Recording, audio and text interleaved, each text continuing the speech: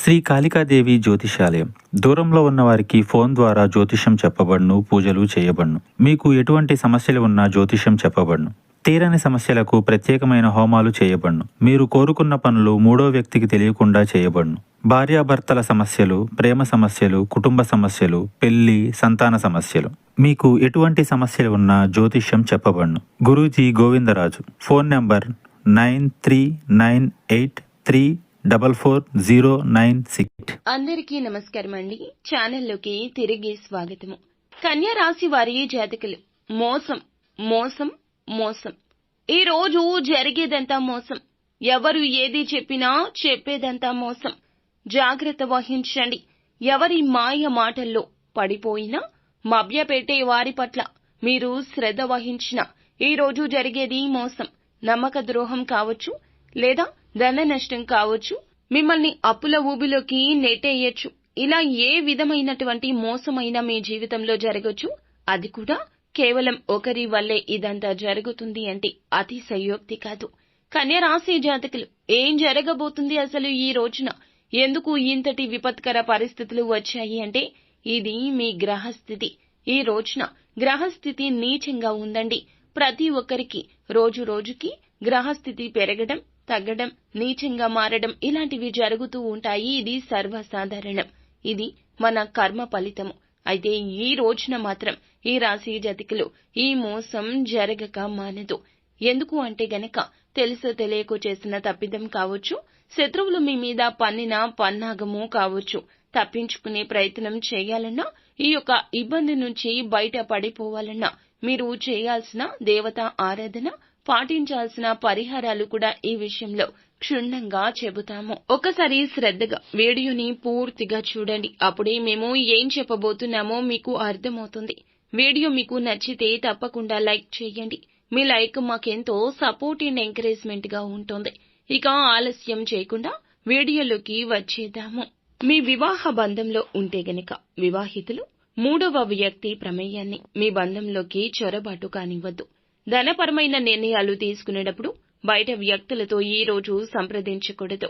అలాగే వృత్తి, ఉద్యోగ, వ్యాపారాల్లో ఎవరైనా మీకు మేలు చేస్తామంటూ మీ దగ్గరకు వచ్చినా, ధనపరమైన అవకాశాలు ఇస్తామంటూ మీ వద్దకు వచ్చినా ఆ అవకాశాల మీద సరైన దృష్టి సారించండి. ఏకపక్ష నిర్ణయాలు ఈ రోజు మీకు తగవు.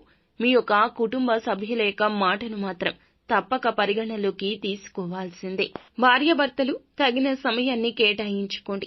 సమయాన్ని కేటాయించి ఏదో ఒక పని అంటే వారు ఇంప్రెస్ అయ్యేలాగా పనులు చేయండి. అప్పుడు మీకు రోజులు మంచిగా మారతాయి. మీ యొక్క సమస్యలు తీరిపోయి కొత్త సమస్యలు తలెత్తకుండా ఉంటాయి. ఒకవేళ వివాహ సంబంధ సమస్యలు ఎక్కువగా అనిపించినా, లేదా కొత్త సమస్యలు కాదండి, మాకు పాత సమస్యలే ఉన్నాయి, మా భాగస్వామికి మాకు మధ్యన ఎందుకు ఇలా జరుగుతుందో అర్థం కావడం లేదు అని ఆలోచిస్తున్నారా? ఇంకొక రకంగా ఆలోచించండి. సమస్యను ఎప్పుడూ కూడా ఒక కోణం నుంచే కాదు, చీకటి కోణం నుంచి కూడా చూడాలి. సమస్య ఎక్కడ ప్రాణం పోసుకుంది, ఎవరి వల్ల ఈ సమస్య వచ్చింది, ఎందుకు వచ్చింది, ఈ సమస్యకు పరిష్కారం ఎక్కడ దొరుకుతుంది అనేది మన చేతుల్లోనే ఉంటుంది.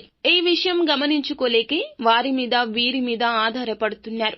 ఎప్పుడూ కూడా ప్రేమకు మధ్యవర్తిత్వం ఉండకూడదు.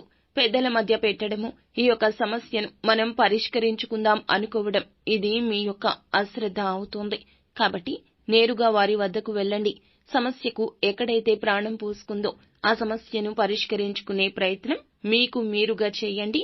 లేకపోతే మీ యొక్క బంధం విచ్ఛిన్నం అయిపోయే ప్రమాదం కూడా ఈ రోజున మూడవ వ్యక్తి వల్ల జరుగుతుంది. ఇది అక్షర సత్యము. ఒక అడుగు వెనక్కి వేసి బంధాన్ని కాపాడుకోవడంలో తప్పు లేదు కదండి. జాగ్రత్త వహించండి. ఈ రోజు మిమ్మల్ని కొన్ని విషయాలు బాధిస్తాయి. అది వృత్తిపరంగా కావచ్చు, వ్యాపార పరంగా కావచ్చు, మీరు చేసిన పనికి గుర్తింపు ఇంకొకరికి రావడం కావచ్చు, లేదా ఉద్యోగ పరంగా మిమ్మల్ని నెగటివ్ చేసేందుకు ఒక వ్యక్తి ప్రయత్నిస్తూ ఉండొచ్చు. కానీ వారు మీతో చాలా జాగ్రత్తగా మాట్లాడుతూ మంచిగా ప్రేమగా ఏ అనుమానం రాకుండా నటిస్తున్నారు. అటువంటి వారి విషయంలో కూడా జాగ్రత్త. మీ పని ఎవరికీ అప్పగించకుండా ఈ ఒక్క రోజు పూర్తిగా మీ పనిని మీరు చేసి ఎవరి మీద ఆధారపడకుండా ఉండండి. అప్పుడు వారు ఎవరో మీకే అర్థమైపోతుంది. మీ బలహీనతలు ఇక నుంచి ఎవరితో పంచుకోవద్దు. ఒక 10 రోజులు పంచుకోకుండా చూసి చూడండి. అప్పుడు శత్రువులు ఎవరు, వారికి మీరు అవకాశం ఇవ్వకుండా ఉన్నట్లయితే గనక ఇలా పంచుకోకుండా వారికి అర్థమవుతుంది వారు ఎవరో మీకు అర్థమైపోయిందని. అప్పుడు మీకు అర్థమవుతుంది వారు ఎవరో. కాబట్టి అందరితో మన బలహీనత పంచుకోకూడదు, మన సుఖాన్ని పంచుకోకూడదు, మన కష్టాన్ని పంచుకోకూడదు. మనకంటూ కొంతమంది ఉంటారు, జీవిత భాగస్వామి, కుటుంబ సభ్యుల రూపంలో.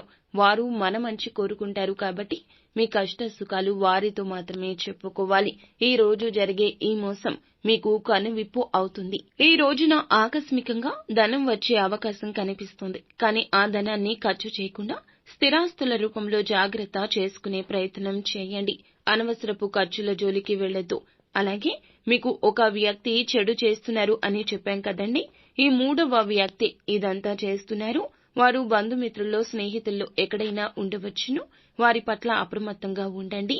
అలాగే ఈ రోజు వీలు కుదిరితే సుబ్రహ్మణ్యేశ్వర స్వామి దేవాలయానికి వెళ్లి స్వామివారిని దర్శించుకొని కాస్తంతసేపు అక్కడే మీ సమయాన్ని మీరు గడిపే ప్రయత్నం చేయండి.